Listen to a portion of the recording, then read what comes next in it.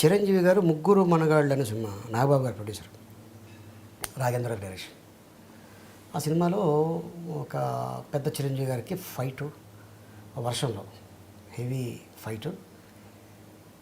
ఆయన 3 రోజులు చేస్తూనే ఉన్నాడు. ఆయనకి జలుబు పట్టేసింది, మా ముక్కులో నుంచి కారిపోతుంది. వేడి నీళ్ళు కాపడం పెట్టుకుంటాడు. పెట్టుకున్న టైంలో నేను ఫోన్ చేస్తే అప్పుడు ల్యాండ్ లైన్ ఉండే, సెల్ ఫోన్ లేవు.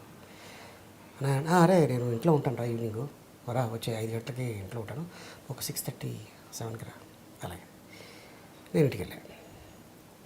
కింద ఈ క్యాండిడేట్ పవన్ కళ్యాణ్ అనే వ్యక్తి కింద కూర్చొని, రండి అన్నయ్య చెప్పారు మీరు వస్తున్నారని, కాఫీ టీ ఏదైనా మీరు ఏదైనా పర్లేదు, ఓకే కూర్చోండి. నేను వెళ్ళి ఆయన తీసుకొచ్చాడు కాఫీ తాగి. ఏం చేస్తున్నారు ఇప్పుడు?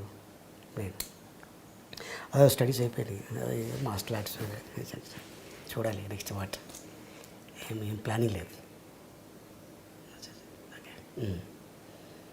హలో అని సౌండ్ వచ్చింది పైనుంచి.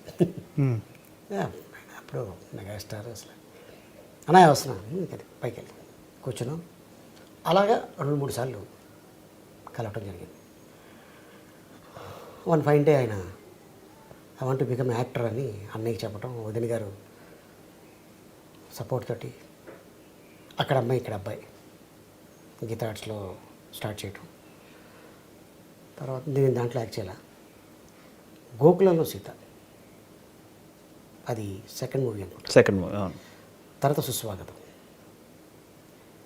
అది అయిపోయింది. తర్వాత తొలి ప్రేమకి బాగా దగ్గరే, number of days shooting.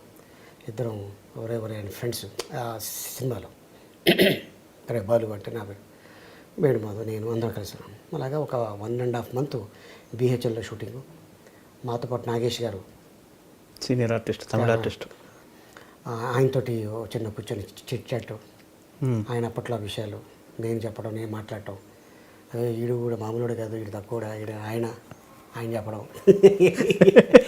Nagesh గారు అలాగా బాగా దగ్గర అవటం. తర్వాత నెంబర్ ఆఫ్ మూవీస్ చేయటం ఇద్దరం కలిసి.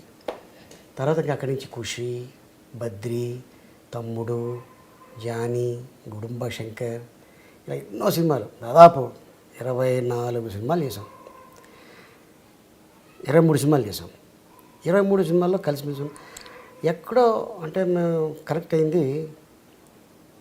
నాగబాబు గారు చెప్తుంటారు, అరే కళ్యాణ్ అలీ చాలా సినిమాలో కామెడీ తప్ప ఇంట్లో పెద్ద రైటరా, చాలా సీరియస్గా ఉంటాడు, మొత్తం ఫ్యామిలీ అంతా తనే చూస్తుంటాడు, చాలా మంచోడరా, తన పని తను చేసుకుని వెళ్తాడు అని చెప్పడం నా గురించి. అవన్నీ ఆయన వింటాం. అంటే ఒకడు లేనప్పుడు వాడి గురించి మంచిగా చెప్తున్నారంటే హీస్ గుడ్ పర్సన్, కరెక్ట్ అనేది ఆయన మైండ్లో పడింది.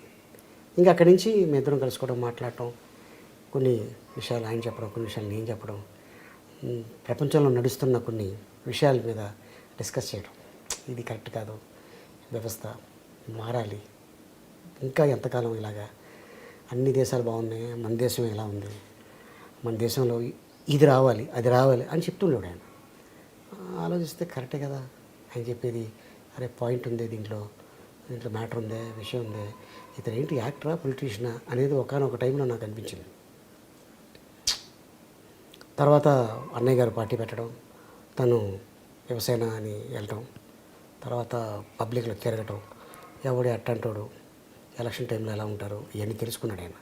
తెలుసుకొని వచ్చి డిస్కషన్ చేసే టైంలో తర్వాత ఆయనకు కూడా తెలిసింది ఏంటంటే, Ali not only actor, Ali మంచోడు, ఆలీకి సర్కిల్ ఉంది, అన్ని ఫంక్షన్లకు వెళ్తాడు, అన్ని చోట్ల అటెండ్ అవుతాడు, మంచి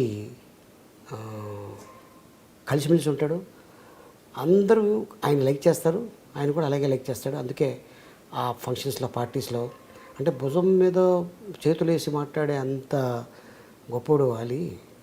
పొలిటీషియన్స్ అయినా, యాక్టర్లు అయినా, బయట ఒక రియల్ ఎస్టేట్ అయినా, ఒక మామూలుగా ఒక పెద్ద కంపెనీలకి సీఈఓలు, ఈఓలు, ఎండీలు, చైర్మన్లు అందరూ కలిసిమెలిసి ఉంటారు. ఆలీ ఇది మెయింటైన్ చేయడం ఒక మామూలు వ్యక్తి వల్ల కాదు, ఇది దాన్ని ఫాలో చేయటం అనేది.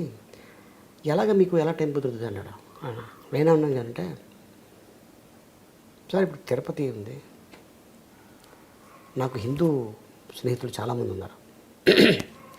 వాళ్ళ కోరిక ఒకటే ఉంటుంది, పెళ్ళయిన తర్వాత నా భార్యతోటి తిరుపతికి వెళ్ళాలి, నేను సంపాదించుకున్న తర్వాత నా తల్లిదండ్రులు తిరుపతి తీసుకెళ్ళాలి, నేను పెద్ద అయిన తర్వాత నా పిల్లల్ని నా భార్యని తిరుపతి తీసుకెళ్ళాలి అని ప్రతి వాడికి ఉంటుందండి. దేవుడి దగ్గరికి వెళ్ళాలంటే ఒక చిన్న రికమెండేషన్ ఉంటే, దేవుడిని ఇంకొద్ది కాస్త దగ్గర నుంచి చూడొచ్చు, ఇంకొంతసేపు ఉండొచ్చు అని కాన్సెప్ట్ మీద వచ్చి రికమెండ్ చేయమంటారు. లక్షలో 20,000 మంది, మిగతా 80,000 మంది అలా చూసుకుంటూ అలా పాస్ అయిపోతుంటారు. వాళ్ళకి మేము ఉపయోగపడితే చాలు యాజ్ ఎ ముస్లింగా. ఎలాగా అని మీరు అనుకోవచ్చు. ఎన్నో గవర్నమెంట్లు వస్తుంటాయి వెళుతుంటాయి, ఈరోజు ఉంటుంది రేపు ఉండకపోవచ్చు. ఈరోజు ఈ గవర్నమెంట్ లీడింగ్ చేస్తుంది, రేపొద్దున ఇంకో గవర్నమెంట్ లీడింగ్ చేస్తుంది. పర్మనెంట్గా అక్కడ ఉండిపోయేది అర్చకులు, సిఇఓలు. ఓకే, 365 days వాళ్ళు బతికినంత కాలం. వాళ్ళ తర్వాత వాళ్ళ పిల్లలకి రావచ్చు రాకపోవచ్చు. వాళ్ళకి ఏముంటుందంటే కోరిక, ఏమంటే 11 నెలలు ఈ కొండపైనే ఉంటాం దేవుడి దగ్గరే, ఇదిగో ఈ 1 week మాకు ఖాళీ దొరికింది, హైదరాబాద్ రావాలనుకుంటున్నాం అలిగారు. అయ్యో రండి సార్ తప్పకుండా. ఏం లేదు, అదే కొంచెం మీ కారు, అయ్యో తప్పకుండా సార్, ఒక చిన్న పార్టీ ఏదైనా హోటల్ కానీ మీకు తెలిసింది, అలాగేనండి, షూటింగ్కి సరదాగా వస్తాం రండి. వాళ్ళకి ఒక టిఫిన్, మంచి వెజిటేరియన్ ఫుడ్ పెట్టి ఆ షూటింగ్ చూపించి, అక్కడ ఏమన్నా పెద్ద గెస్ట్ ఉంటే వాళ్ళతో ఫోటో తీయించి మళ్ళీ కారు ఎక్కించి పంపించేస్తాం. ఇంతేనే చేసేది. మనకేమి వజ్రాలు, వైడూర్యాలు, బంగారాలు, ప్లాటినంలు, డబ్బులు, మన ప్రాపర్టీలు ఏం అడుగుతలేదు, ఇదే అడుగుతున్నారు. వాళ్ళు అక్కడ కింగులు, ఈ ఇండస్ట్రీలో మేము కింగులు. ఓహో. ఓకే, మీరు అక్కడికి వెళ్ళి నేను తోపునంటే దేవుడి దగ్గర అందరు తోపులే, పక్క జరుగు అంటాడు. అవును, అదంత అవమానం అది నేను చూసా. సో నాకు అలాంటిది లే, అయ్యా ఏం లేదు, నాకు చిన్నప్పుడు ఫ్రెండు లేదా నాకు బాగా తెలిసినవాడు ఇలా ఫ్యామిలీతో వస్తున్నాడు, కొంచెం స్వామి దగ్గర ఒక 2 minutes హరిగారి తాలూకా మీరు రండి, చూసుకోండి బాగా చూసుకోండి స్వామి అని, కొంచెం అది చాలు కదండి. అంతే అంతే అంతే అంతే, అదే అదే కోరుకుంటారు అంతే. సో అట్టగా. సో నేనేమంటున్నానంటే, నేను అంతవరకు సాయం చేస్తున్నా, ఒక మాట చెప్తున్నాను, మాట సాయం ఇందాక మీకు అది వచ్చింది. సో అట్టాగా ఇప్పుడు ఒక సీఎం మనకి బాగా తెలుసు, డైరెక్ట్గా ఎలా వెళ్ళిపోతామండి, ఆయన సీఎం ప్రోటోకాల్ ఉంటుంది, ప్రోటోకాల్ ఉంటుందా, ఎంత బాగా తెలిసిన వాళ్ళు కూడా మేము వచ్చాను చెప్పండి సార్, వెళ్ళి సార్ అరే రమన్ అని ఉంటుంది, వెళ్తాం, ఎంత మర్యాదపరంగా ఉంటుంది. అవును, బాగా మీటింగ్లో ఉంటుంది, మీటింగ్లో ఉందని కదా ఇలా రాకూడదు కదా, ఒక మాట చాలు. ఈయన ఒక్కడే ఉంటే పర్లా 10 మంది ఉంటారు. మా నాన్న ఏం చెప్పాడంటే, నువ్వు కూర్చున్న చోట ఒకడొచ్చి మీది ఇక్కడ కాదండి అక్కడ అక్కడ కూర్చోాలి అని వచ్చి ఒకటి చెప్పకూడదురా, అది తెలుసుకో. మీరు ఎక్కడైనా గమనించారో లేదో, ఇండస్ట్రీలో ఎంత పెద్ద ఫంక్షన్ జరిగినా నేను ముందు రోలో కూర్చోను. ఎందుకు కూర్చోను రీజన్ ఉంది, 4 రోజులు దాటి వెనకాల కూర్చుంటాను. పర్మనెంట్ అది, ఇది టెంపరరీ.